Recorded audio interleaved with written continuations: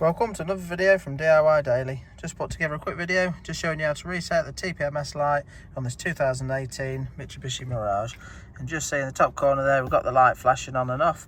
Now, it's quite a straightforward reset on these. I've done the service light reset as well. I've just got that in a different video. This one's the push button start. And we're going to do the TPMS light with the ignition on stage 2.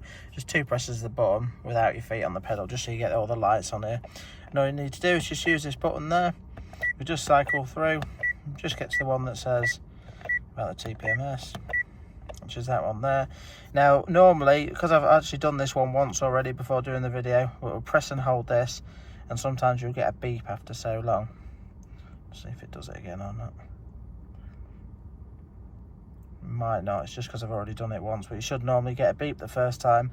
After you've got your beep, you can release the button, and then it won't take the light off straight away. It will keep flashing slowly, and then you need to drive down the road. It just takes a certain distance and the light will go off. So just going to give this a quick run now and just show you that the light definitely goes off.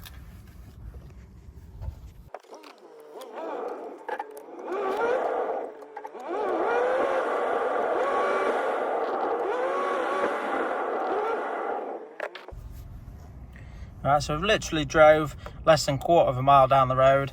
The light was flashing to start with. It's just stopped flashing now. You can just see the speedometer and it even changed there. But if we just turn it off and back on again now, that should reset that.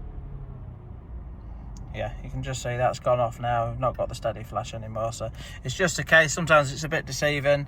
It makes you think that it hasn't actually reset because it's still flashing. But so the first time you do it, if it hasn't been reset, you'll get that beep. It's just because I'd already done it once, but it hadn't been driven down the road. That's why it hadn't fully reset it. So I hope the video helped. If it did, give it a quick thumbs up and subscribe to the channel. Thanks for watching, and we'll see you next time.